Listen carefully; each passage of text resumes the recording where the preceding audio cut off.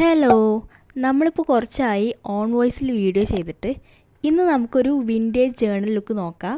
ഇതുപോലെ വേസ്റ്റായി കിടക്കുന്ന പേപ്പർ കവേഴ്സ് എല്ലാവരുടെ വീട്ടിലുണ്ടാകും. അതെടുത്ത് കൊടുന്നു. വിൻറ്റേജ് ലുക്കിന് പറ്റിയ ഒരു ബെസ്റ്റ് ഐറ്റമാണിത്.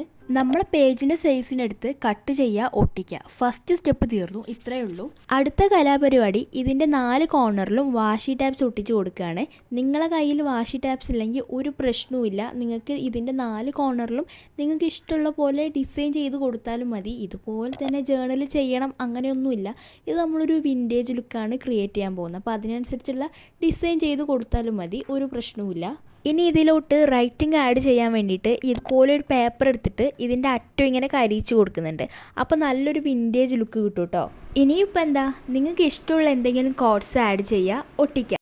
കുറച്ചും കൂടി ഒരു ലുക്ക് കൂട്ടണം തോന്നുകയാണെന്നുണ്ടെങ്കിൽ ഒരു കളർ എടുത്തോ, ഇതുപോലെ ഡിസൈൻ ചെയ്തോ. എന്തെങ്കിലും ഫ്ലവേഴ്സോ ഹാർട്സോ, ഞാൻ ഇതുപോലെ കുഞ്ഞു കുഞ്ഞു ഹാർട്സാണ് വരച്ചു കൊടുത്തിട്ടുള്ളത്. അങ്ങനെ എന്തെങ്കിലുമൊക്കെ ചെയ്ത് വെക്കുക. നിങ്ങളുടെ ക്രിയേറ്റിവിറ്റിക്ക് അനുസരിച്ച് എന്ത് ചെയ്താലും അത് ജേർണലാണ് കേട്ടോ. അപ്പോൾ ഇത്രയേ ഉള്ളൂ പരിപാടി. ഇതിലും സിമ്പിളായിട്ട് നമ്മളെങ്ങനെ ഒരു ജേർണൽ ഉണ്ടാക്കുക, അത്രക്കും ഈസി ആയിട്ടാണ് ഞാനിത് ഉണ്ടാക്കിയിട്ടുള്ളത്. ഇതുപോലത്തെ ജേർണൽ ഐഡിയാസ് ഇനിയും വേണമെന്നുണ്ടെങ്കിൽ നിങ്ങൾ കമൻറ്റ് ചെയ്തോളൂ. ചാനൽ സബ്സ്ക്രൈബ് ചെയ്യാനും ലൈക്ക് ചെയ്യാനും ഷെയർ ചെയ്യാനൊന്നും മറക്കണ്ട. ഓക്കെ.